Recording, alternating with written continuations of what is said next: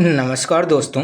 आज की वीडियो में देखेंगे मैथ के वो 5 महत्वपूर्ण प्रश्न जो हर एग्जाम में पूछे जाते हैं। वह एग्जाम आपका एसएससी का हो, रेलवे का हो या टीचिंग का हो, जिस भी एग्जाम में आपकी मैथ आती है ना, तो मैथ के कुछ ऐसे प्रश्न हैं जो हर एग्जाम में पूछे ही लिए जाते हैं। तो उन्हीं प्रश्नों को लिया गया, लेकिन इन प्रश्नों को एक ट्रिक और आसान तरीके से देखेंगे जिसका कुछ ही सेकंड में आपका आंसर निकल के आएगा ना। यदि आप डेली बेसिस पे इन वीडियो को देखते हैं, डेली यह वीडियो आपको मिल जाएगी एक टाइम पे, है ना। तो डेली 5 से 6 क्वेश्चन ही करेंगे। यदि आप डेली अटेंड करते हैं तो आपको डेली कुछ न कुछ ट्रिक सीखने को मिलेगा, और ये जो ट्रिक इतनी शानदार होगी कि आप बिना कॉपी पेन के भी हल कर सकते हैं। तो देखिएगा आज का पहला प्रश्न। पहले ही प्रश्न में क्या पूछा गया है, इसमें पूछा गया है कि 5 खरीदें 3 मुफ्त पाएं। 5 खरीदें और 3 क्या करें, उस पर मुफ्त पाएं, पर छूट प्रतिशत क्या है वही बताना है।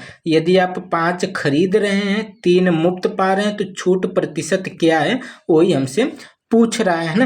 तो आपने खरीदा कितना है 5, और उस पर 3 क्या पाए हैं, मुफ्त पाए। तो वास्तव में आपने वस्तु लिया कितना है, वास्तव में आपने वस्तु कितना लिया है, 8 वस्तु लिया है। अब घर जाएंगे तो कितनी वस्तु लेकर जाएंगे, 8 वस्तु ले जाएंगे।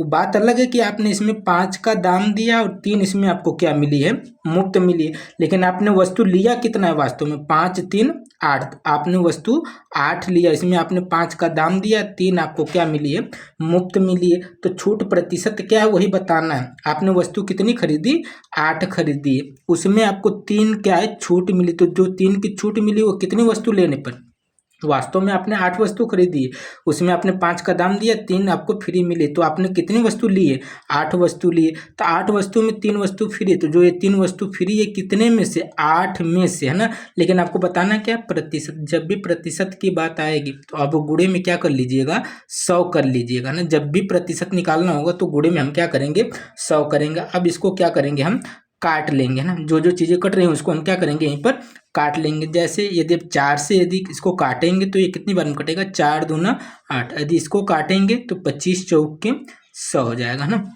2 से यदि आप 25 को काटेंगे तो कितना हो जाएगा आपका, सीधा सीधा ये 12.5 हो जाएगा। कितना हो जाएगा, 12.5। तो आपके पास बचा क्या, 3 गुणे में 12.5, यानी अब 12.5 का यदि 3 में गुणा करेंगे तो अब कितना आएगा ना। एक काम करिए, दशमलव को भी छोड़िए, सीधा सीधा गुणा करिए। 12 तिया कितना हो गया, 36। 12 तिया कितना हो गया, 36। अब ये 0.5 का 3 में गुणा करेंगे तो 5 तिया 15, 5 तिया 15, यानी 1.5, यानी इसमें 1.5 जोड़ दीजिए तो 36 है, और इसमें 1.5 जोड़ेंगे तो 36 से 37, यानी 37.5%, है ना। तो आपको जो छूट मिली वो कितने की मिली है, 37.5% की छूट मिली है ना। आगे देखिएगा अगला प्रश्न। जो भी प्रश्न आपको कराए जा रहे हैं किसी न किसी एग्जाम में पूछे गए ही प्रश्न को लिया गया है ना। देखिएगा इस प्रश्न में क्या पूछा गया है, इसमें पूछा गया है कि यदि 50 वस्तु, है ना, यदि 50 वस्तुओं का विक्रय मूल्य 42 वस्तुओं के क्रय मूल्य के बराबर है तो शुद्ध लाभ या हानि प्रतिशत ज्ञात करिए, है ना। यानी सीधा सीधा लिखा है कि 50 वस्तुओं का जो विक्रय मूल्य है वो 42 वस्तुओं के क्रय मूल्य के बराबर है। तो लाभ है कि हानि है, बस यही हमें बताना है ना। तो हमने यदि हमें लागत मूल्य पता चल जाए और विक्रय मूल्य पता चल जाए, है ना। यदि लागत मूल्य कम होगा, विक्रय मूल्य ज़्यादा होगा, मतलब हमने खरीदा कम में होगा, बेचा होगा ज़्यादा में, तो हमें क्या हो जाएगा, लाभ हो जाएगा। यदि हमारा जो विक्रय मूल्य ज़्यादा है और विक्रय मूल्य अगर कहीं कम मिलता है तो हमें क्या हो जाएगी, हानि हो जाएगी। मतलब मेन काम है कि इसमें हम क्या पता कर लें कि इसमें क्रय मूल्य क्या है और विक्रय मूल्य क्या है, हमारा जो आंसर है आ जाएगा ना। तो इसमें हम वही पता करेंगे कि इसमें क्रय मूल्य क्या है और विक्रय मूल्य क्या है ना। तो आपको एक शानदार तरीका बताते हैं कि जब भी आपको क्रय मूल्य और विक्रय मूल्य पता करना है तो आप क्या करिएगा, सिंपल एक काम करिएगा कि इसमें जो विक्रय मूल्य दिख रहा है ना, विक्रय मूल्य के साथ जो 42 दिख रहा है ना, उसको एक साथ अंडरलाइन कर लीजिए ना। इसको क्या कर लीजिए, एक साथ अंडरलाइन कर लीजिए। इतना विक्रय मूल्य के साथ जो भी दिख रहा है अंक, उसको एक साथ अंडरलाइन कर लीजिए, है ना। तो यदि एक चीज़ मिल जाएगी तो एक चीज़ हम ऑटोमेटिक समझ जाएंगे ना। तो अंडरलाइन करेंगे तो विक्रय मूल्य 42, है ना। जहाँ भी आपको विक्रय मूल्य दिखे उसके आगे वाले अंक को अंडरलाइन कर लीजिएगा ना। तो विक्रय मूल्य आगे अंक जो लिखा है 42 लिखा है ना, तो विक्रय मूल्य कितना हो गया, सीधा सीधा दिख रहा है 42। अब जो छूट गया वो हमारा क्या हो गया, क्रय मूल्य हो गया। जो छूट गया वो हमारा क्या हो गया, क्रय मूल्य हो गया। यानी जो क्रय मूल्य है ना, जो क्रय मूल्य यानी जो सीपी था, जो क्रय मूल्य था वह क्या है, 50 था ना। वो क्रय मूल्य कितना था, 50 था। और जो एसपी यानी जो विक्रय मूल्य सेलिंग प्राइस आई है वो कितनी आई है, 42 आई है। यहाँ से सीधा सीधा पता चल गया जो विक्रय मूल्य है वह 42 है और जो क्रय मूल्य है वो 50। आपने 50 की वस्तु 42 में बेची है, 50 की वस्तु 42 में बेची है, तो आपको घाटा कितने का हुआ, 8 रुपये का घाटा हुआ। कितने रुपए का घाटा हुआ, 8 रुपये का। यदि हमें पैसे में पूछता तो हम 8 रुपये बता देते, लेकिन हमसे पूछा क्या है, प्रतिशत में पूछा है। तो प्रतिशत देखिए कितना कैसे निकालेंगे ना।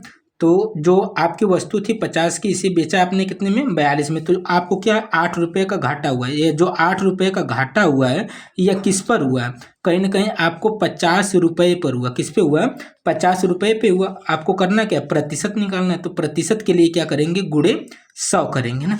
तो यहीं पे आप क्या करिए, काट लीजिए। अगर इसको काटेंगे तो 50 दूना 100, 8 दूना 16 है ना। तो आपको 16% का क्या हो गया, घाटा हो गया है ना। क्योंकि आपने ज़्यादा की वस्तु क्या बेची थी, कम में बेची थी। जब भी हम ज़्यादा की वस्तु कम में बेचेंगे तो हमें क्या हो जाएगी, हानि होगी। तो हमें 16% का क्या हो जाएगा, लॉस हो जाएगा। यानी 16% की हमें क्या हो जाएगी, हानि हो जाएगी है ना। आगे देखिएगा अगला प्रश्न, इसमें क्या पूछा गया है, इसमें पूछा गया है कि यदि किसी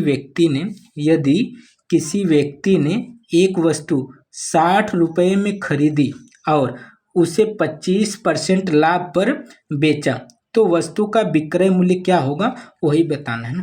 तो एक वस्तु थी जिसका मूल्य कितना था, 60 रुपये, और इसको बेचना है ना, 60 रुपये में ही नहीं बेचना, उसे क्या कितने में बेचना है, 25% के लाभ पर बेचना। उसे कितने में बेचना है, 25% के लाभ पर बेचना। तो वस्तु का मूल्य क्या होगा, 60 रुपये से ज़्यादा होगा।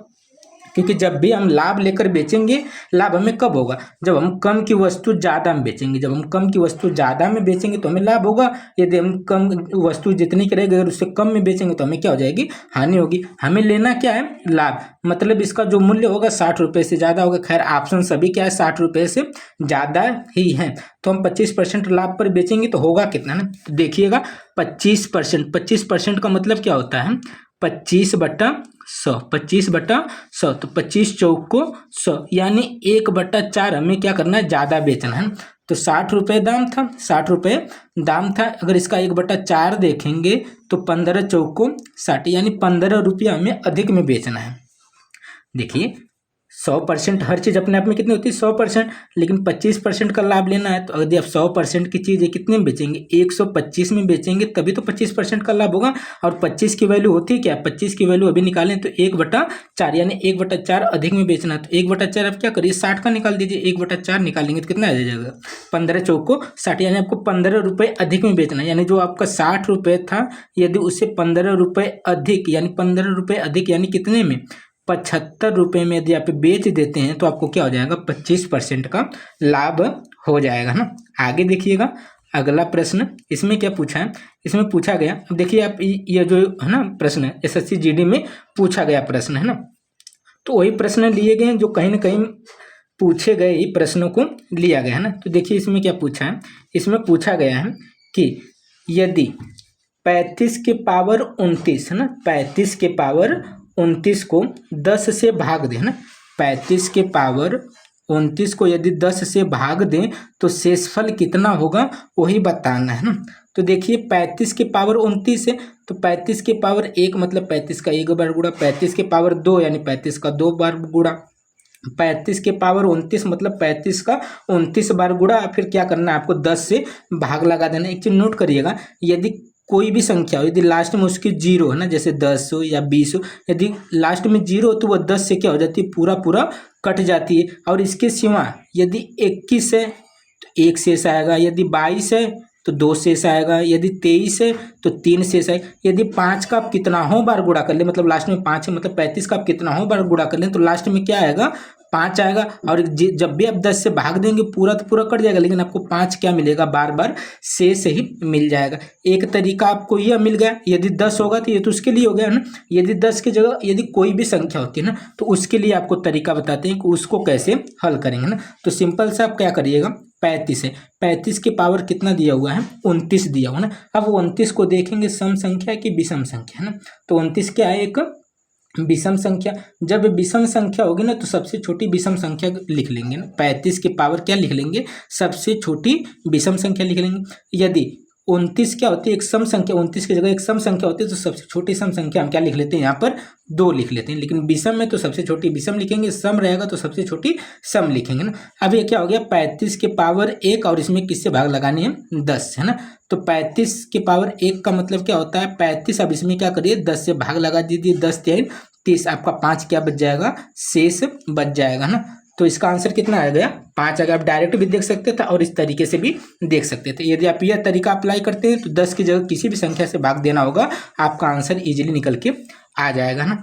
आगे देखिएगा अगला प्रश्न और आखिरी प्रश्न, क्योंकि डेली 5 प्रश्न ही करेंगे ना, और जितने भी प्रश्न करेंगे एक ट्रिक के माध्यम से आसान तरीके से लगाने का प्रयास करेंगे ना। तो डेली बेसिस पे आपको ये वीडियो मिलेगी, तो इस चैनल को सब्सक्राइब करके जुड़ जरूर जाइएगा ना।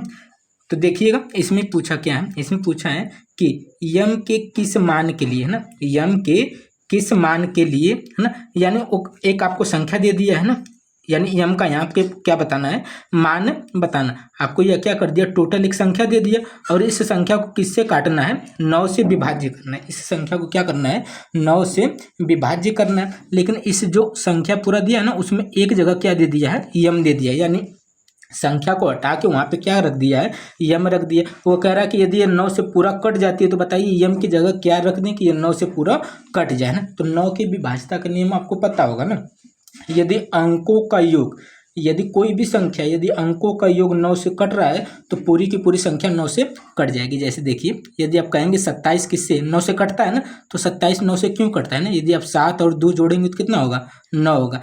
जब अंकों का योग 9 से कटता है तो कन्फर्म है कि वो संख्या भी 9 से कट जाती है। जैसे यदि 36 देखेंगे तो 6 और 3 9 होगा ना। तो यदि अंकों का योग 9 से कट रहा है तो पूरी की पूरी संख्या भी 9 से कट जाएगी ना। तो विभाज्यता का 9 की विभाज्यता का नियम यही है कि यदि हम अंकों का योग करेंगे, यदि वो 9 से कट रहा है तो कन्फर्म है कि पूरी की पूरी संख्या 9 से कट जाएगी ना। तो हम एक बार इसको जोड़ते हैं ना, तो यहाँ पे देखिए 5 5 10 10 8 18 18 2 20 20 4 24 24 में हम कितना जोड़ दें कि 9 से कट जाए ना। तो आप कहेंगे 24 में यदि हम 3 जोड़ दें, 24 में 3 जोड़ेंगे कितना हो जाएगा, 27 हो जाएगा। और 27 किससे कटता है, 9 से कटता है ना। तो यानी हम क्या रखेंगे, यम की जगह यदि हम 3 रखेंगे, जोड़ने पर 24 आया था, 3 जोड़ देंगे 27 हो जाएगा। और 27 9 से कटता है, इसलिए पूरी की पूरी संख्या क्या हो जाएगी, 9 से कट जाएगी ना। यदि अंकों का योग 9 से कट रहा है तो पूरी की पूरी संख्या 9 से कट जाएगी, यानी आंसर हमारा क्या हो जाएगा, डी वाला हो जाएगा। तो यही कुछ महत्वपूर्ण प्रश्न थे जिसको एक ट्रिक से लगाने का प्रयास किया गया है। आशा करेंगे कि ये वीडियो आपको पसंद आई होगी ना। तो यदि आपको वीडियो में कुछ भी सीखने को मिला हो तो वीडियो को लाइक शेयर एंड चैनल को सब्सक्राइब कर लीजिएगा। मिलते हैं अगले वीडियो में।